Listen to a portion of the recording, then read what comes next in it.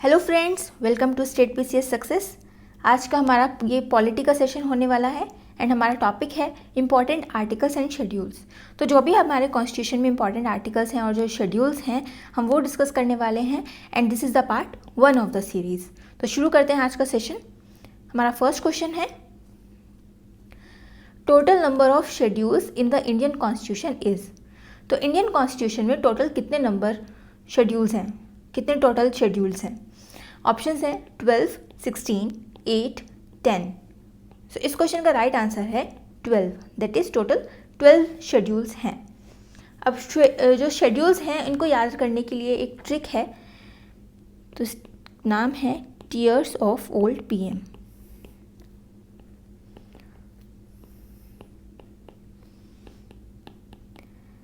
हर एक जो अल्फ़ाबेट है जो आप देख रहे हैं ये एक शेड्यूल को डिनोट करता है। तो टोटल कितने शेड्यूल्स हैं? 12, दैट इज़ 1, 2। मैं यहाँ पे नंबरिंग कर रही हूँ सो दैट आपको आसानी हो जाए याद करने में चीज़ों को।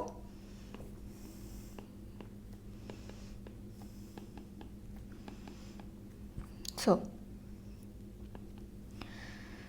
जो फर्स्ट शेड्यूल है दैट इज़ टी, यहाँ पर ये डिनोट करता है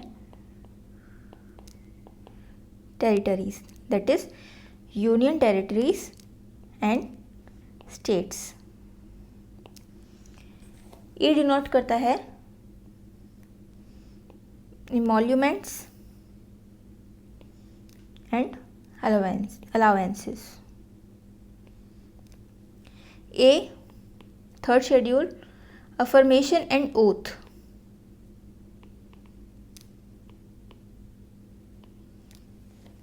फोर्थ शेड्यूल ये राज्यसभा में जो सीट्स हैं उनको डिनोट करता है। फिफ्थ शेड्यूल शेड्यूल्ड एरियाज़ के लिए। Sixth schedule other scheduled areas के लिए। सेवेंथ शेड्यूल जो हमारे फेडरल प्रोविजंस हैं दैट इज़ जो 3 लिस्ट हैं उनको डिनोट करता है। जो 3 लिस्ट में डिफरेंट डिफरेंट सब्जेक्ट्स डिवाइडेड हैं। 3 लिस्ट कौन कौन सी हैं?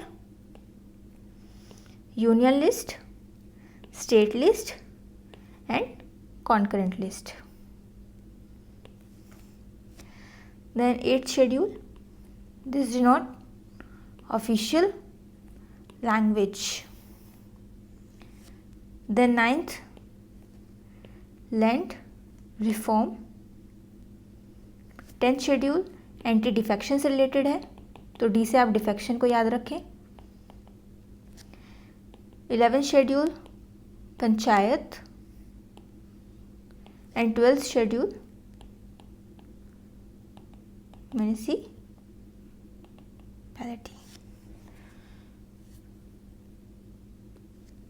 So this is the easy method. इससे आप सारे शेड्यूल्स को याद रख सकते हैं और एग्ज़ाम में आपको कोई कन्फ्यूजन भी नहीं होगा।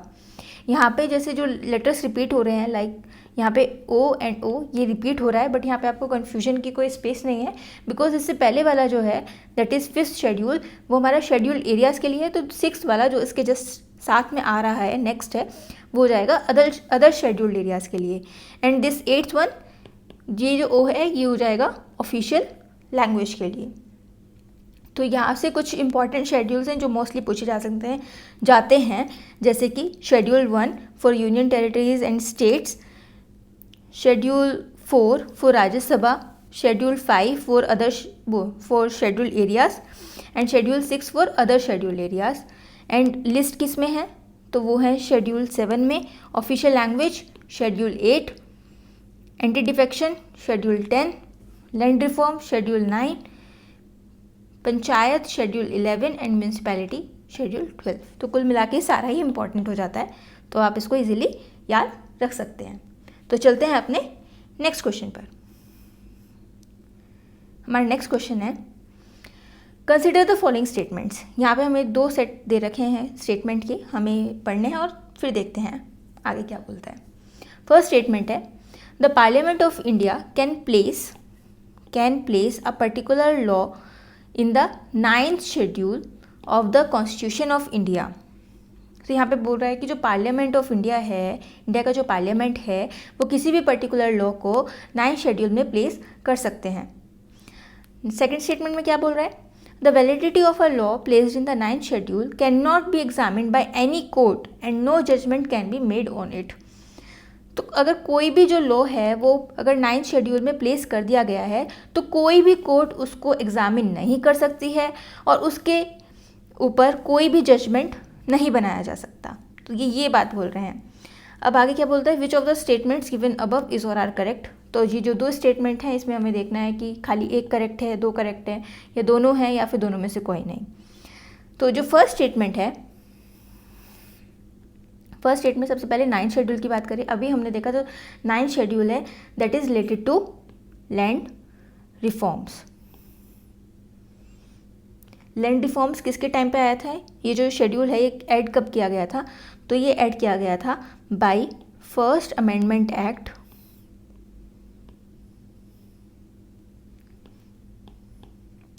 1951। इस टाइम पे इंडिया के पीएम थे जवाहरलाल नेहरू जी। तो एग्ज़ाम में ये भी क्वेश्चन आता है कि जब 9th शेड्यूल आया था तो उस टाइम पे पीएम कौन थे? ये जो 9th शेड्यूल है ये कौन सी अमेंडमेंट से आया? तो ये आया था फर्स्ट अमेंडमेंट एक्ट 1951। ईयर भी पूछ लिया जाता है। एंड अब इसकी बात करें तो यस, पार्लियामेंट जो है वो किसी भी लॉ को प्लेस कर सकती है कोई से भी शेड्यूल में, अगर वहाँ पर वो उसको सूट कर रहा है तो yes, parliament can place particular law in the 9th schedule. तो हमारा जो फर्स्ट स्टेटमेंट है दैट इज़ करेक्ट।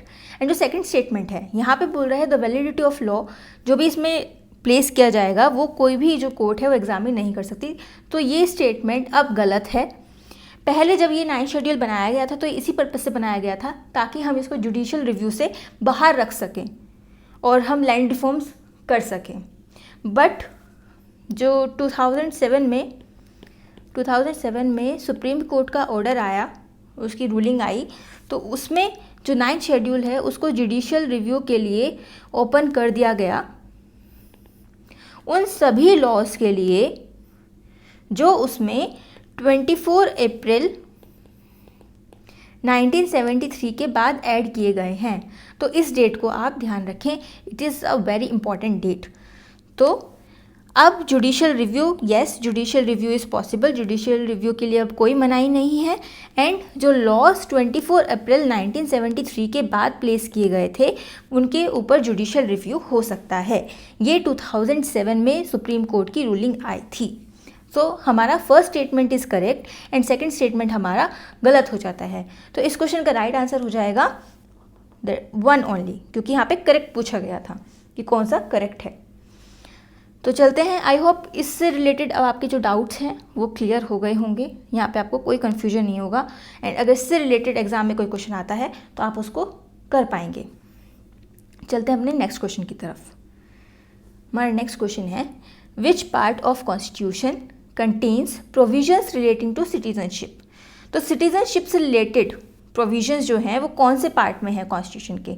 ऑप्शंस है पार्ट 1, पार्ट 3, पार्ट 2, पार्ट 4। तो इस तरह के जो भी क्वेश्चंस आएंगे वो आप तभी कर सकते हैं जब आपको इसके बारे में पता होगा। यहाँ पे आप कोई एलिमिनेशन कोई कुछ नहीं कर सकते, बस आपको आंसर पता होना चाहिए, तभी आप इसको कर पाएंगे। तो अगर हम देखें तो सिटीजनशिप की बात करते हैं हम पार्ट 2 में। तो part 2 of the constitution deals with the citizenship. And articles कौन से हैं? आर्टिकल 5 to 11 ये सिटीजनशिप के अंदर आते हैं। अगर हम पार्ट 1 की बात करें तो part 1 deals with the union and territory. Part 3 deals with the fundamental right.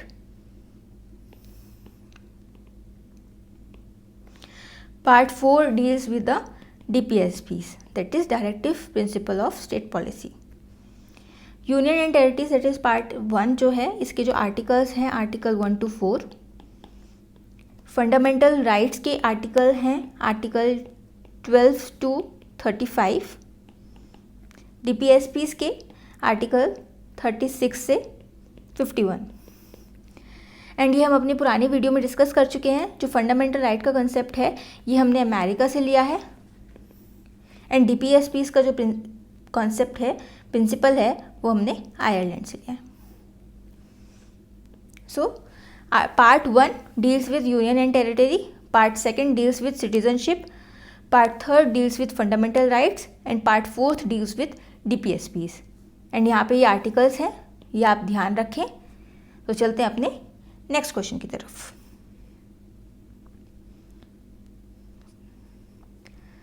हमारा नेक्स्ट क्वेश्चन है, which one of the following is not correctly matched.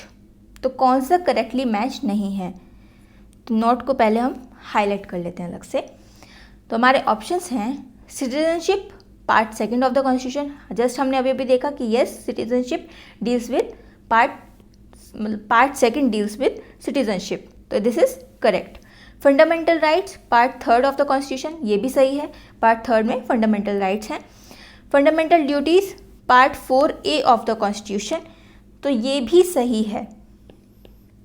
And state part 4 of the constitution, ये बिल्कुल गलत है। हमने अभी देखा कि जो पार्ट 4 है, पार्ट 4 में क्या था, पार्ट 4 में थे DPSPs, तो यही यहाँ पर हमारा सही आंसर हो जाएगा क्योंकि यही गलत है।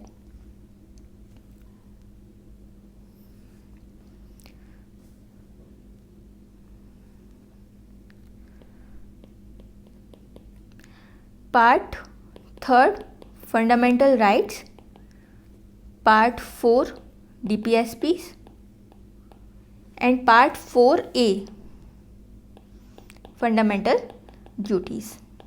तो इसमें कोई कन्फ्यूजन नहीं रखना है, सिंपल है। एंड यहाँ पे जो फंडामेंटल ड्यूटीज़ हैं ये कहाँ से लिए गए थे, तो ये सोवियत यूनियन या फिर USSR से।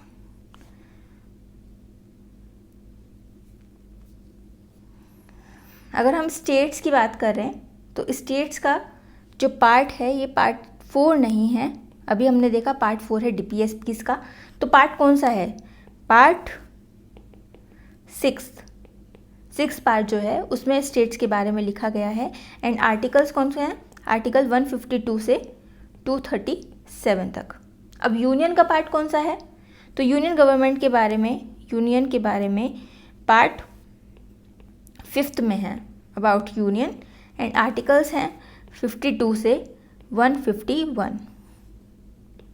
सो ये कुछ इंपॉर्टेंट पार्ट्स हैं, आई होप आप इजीली ये याद रख पाएंगे। पार्ट 1 हमने देखा था, part 1 is of union and states, part 2 citizenship, part 3 fundamental rights, part 4 DPSPs, part 4A fundamental duties, part 5 union and then part 6 states. चलते हैं अपने नेक्स्ट क्वेश्चन की तरफ। हमारा नेक्स्ट क्वेश्चन है, which one among the following is not correctly matched. तो हमसे पूछा है कि इसमें से कौन सा करेक्टली मैच नहीं है। तो यहाँ पे कुछ प्रोविजंस हैं एंड यहाँ पे इनके पार्ट्स दे रखे हैं। Citizenship part 2 the union territories part 7, the municipalities part 9A, elections part 15। तो यहाँ पर अगर हम देखें तो सिटीजनशिप पार्ट 2 ये करेक्टली मैच है। यूनियन टेरिटरीज पार्ट 7 ये यहाँ पर गलत है, पार्ट 7 यूनियन टेरिटरीज का नहीं है। यूनियन टेरिटरीज को डिनोट करता है पार्ट 8, तो यही यहाँ पर हमारा राइट आंसर है।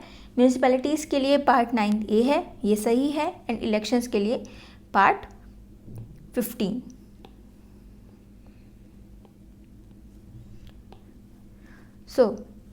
अगर हम म्यूनिसिपैलिटी की बात करें तो म्यूनिसिपैलिटी का पार्ट तो 9A है, बट आर्टिकल्स कौन से हैं, बिकॉज इम्पॉर्टेंट है। तो आर्टिकल है 243P से 243ZG। एंड अगर पंचायत की बात करें तो पंचायत पार्ट 9 में है पंचायत, एंड जो आर्टिकल्स हैं वो हैं 243 से 243 ओ। एंड इलेक्शंस में आर्टिकल 324 से 329A। आर्टिकल 324 काफ़ी बार एग्ज़ाम में पूछा भी गया है। सो हमने देखा कि जो यूनियन टेरिटरीज़ हैं इनका है पार्ट 8 में जिक्र है, इनके बारे में पार्ट 8 में लिखा हुआ है। एंड पंचायत के बारे में पार्ट 9 में, म्यूनिसिपैलिटीज़ का पार्ट 9A में। एंड हमने इनके आर्टिकल्स भी देखे कि ये कौन से आर्टिकल्स में हैं। एंड इलेक्शंस का पार्ट 15 में। तो इसी के साथ चलते हैं अपने नेक्स्ट क्वेश्चन पर। Next question is which part of our constitution envisages a 3 tier system of panchayat. तो कौन सा पार्ट है कॉन्स्टिट्यूशन का जो कि 3 टायर सिस्टम ऑफ पंचायत के बारे में दर्शाता है। ऑप्शंस हैं part 9th, part 10th, part 11th, part 12th। अभी हमने देखा पंचायत के लिए कौन सा पार्ट है, पार्ट 9th। और पार्ट 9th किसके लिए था, फॉर म्यूनिसिपैलिटी। तो जो पार्ट 9th है और 9A है, that is panchayat and municipalities, ये दोनों ही एक ही ईयर में बट अलग अलग amendment, that is 73rd constitution amendment act 1992 and 74th constitution amendment act 1992। 73rd was for panchayat and 74th was for municipalities। Schedule भी हमने देखा, शेड्यूल है पंचायत का 11 एंड म्यूनिसिपैलिटी का 12। तो जो 3 टायर सिस्टम की बात कर रहा है, अब वो 3 जो डिफरेंट सब डिवीज़न हुआ, हम उनको भी देख लेते हैं। तो पंचायत का डिवीज़न हुआ ग्राम पंचायत, मंडल परिषद या फिर ब्लॉक समिति या पंचायत समिति एंड जिला परिषद। तो ये 3 डिवीज़न। अगर हम म्यूनिसिपैलिटी की बात करें तो म्यूनिसिपैलिटी के 3 डिवीज़न्स, पहले nagar panchayat, then municipal council, then municipal corporation.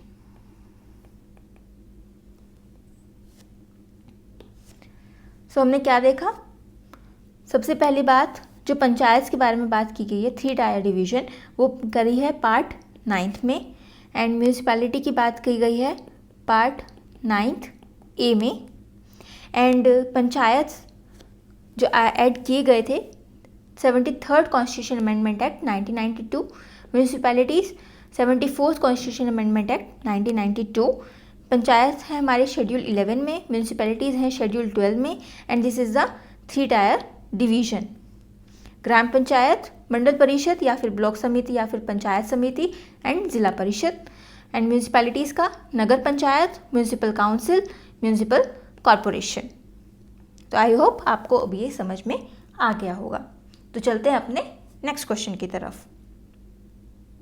हमारा नेक्स्ट क्वेश्चन है which one of the following schedules of the Indian constitution list the names of states and specifies there territories. Options हैं 1st, 2nd, 3rd, 4th। हम ये पहले ही discuss कर चुके हैं, that is हमारा जो फर्स्ट शेड्यूल है वो डिस्कस करता है the name of the states and there territories. तो चलते हैं अपने नेक्स्ट क्वेश्चन की तरफ। हमारा नेक्स्ट क्वेश्चन है which of the language is not included in the 8th schedule of the constitution. तो यहाँ पे हमने खुद ही बता दिया कि जो 8th शेड्यूल है वो लैंग्वेजेस से, मतलब उसमें लैंग्वेजेस लिखी हुई हैं। एंड यहाँ पे पूछा गया है कि उसमें से कौन सी है जो वहाँ पे नहीं है, नॉट इंक्लूडेड। तो ऑप्शंस हैं इंग्लिश, हिंदी, संस्कृत, उर्दू। तो इस क्वेश्चन का राइट आंसर है इंग्लिश। इंग्लिश 8th शेड्यूल में इंक्लूडेड नहीं है। टोटल कितनी लैंग्वेजेस हैं 8th शेड्यूल में? तो टोटल 22 लैंग्वेजेस हैं। एंड जो लेटेस्ट जो अमेंडमेंट हुई थी वो थी 92nd amendment act, constitution amendment act 2003। इसके अंदर 4 लैंग्वेजेस को ऐड किया गया था, that is Bodo, Dogri, Maithili and Santhali. And बाद में 96th कॉन्स्टिट्यूशन अमेंडमेंट एक्ट 2011 में क्या हुआ, ओडिया ये ऑलरेडी एडिड थी बट इसका जो नाम है वो चेंज कर दिया गया था, that is renamed as Odia. सो ये ऑलरेडी इंक्लूडेड थी, बस यहाँ पे नाम चेंज किया गया। But 92nd constitution amendment act से ये 4 लैंग्वेज जो हैं ये ऐड की गई। तो चलते हैं अपने नेक्स्ट क्वेश्चन की तरफ।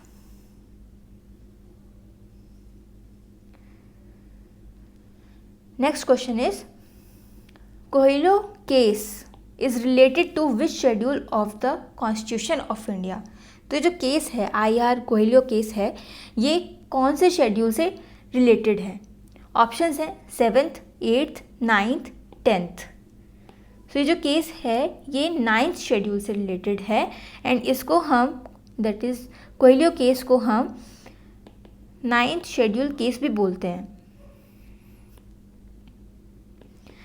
तो इसमें क्या हुआ था, जैसे कि अभी आपको बताया कि जुडिशल रिव्यू पहले 9th शेड्यूल में नहीं था, बट ये जो केस है कोहिलो केस, इसमें जुडिशल रिव्यू को अपहेल्ड किया गया कि अब जुडिशल रिव्यू 9th शेड्यूल पे भी लगेगा। मतलब 9th शेड्यूल जो है वो अब जुडिशल रिव्यू के बाहर लाए नहीं करेगा, इसके ऊपर भी जुडिशल रिव्यू किया जाएगा। तो चलते हैं अपने अब नेक्स्ट क्वेश्चन पर। हमारा नेक्स्ट क्वेश्चन है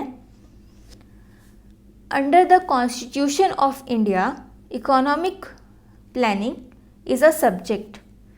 तो कॉन्स्टिट्यूशन ऑफ इंडिया में इकोनॉमिक प्लानिंग जो एक सब्जेक्ट है वो कौन सी लिस्ट में आता है? ऑप्शंस हैं in the state list, in the union list, in the concurrent list, not specified in any list. तो इस क्वेश्चन का राइट आंसर है कॉन्करेंट लिस्ट। एंड हम ऊपर ही डिस्कस कर चुके हैं लिस्ट या फिर हम कहें ये जो फेडरल प्रोविज़न है जिसमें जो लिस्ट हैं 3 लिस्ट में डिवाइडेड है, that is state, union and concurrent. ये कौन से शेड्यूल में है? ये है 7th शेड्यूल में। सो अगर आपको अभी ये वीडियो अच्छा लगा हो तो प्लीज़ इसको लाइक करें, शेयर करें एंड सब्सक्राइब करें स्टेट PCS सक्सेस को। Thank you so much. And अगर आपको इसका PDF चाहिए तो आप हमारा टेलीग्राम चैनल है स्टेट PCS सक्सेस, वहाँ से आप अवेलेबल है वहाँ पे, तो आप वहाँ से ले सकते हैं। एंड अगर आपको और ऐसे MCQ सॉल्व करने हैं तो हमारा एक टेलीग्राम चैनल है स्टेट PCS सक्सेस MCQ। हम यहाँ पे PCS के ही MCQs डालते हैं प्रीवियस ईयर के, तो आप जाएं और यहाँ पे सॉल्व करें। आई होप आपको ये सेशन अच्छा लगा हो। Thank you.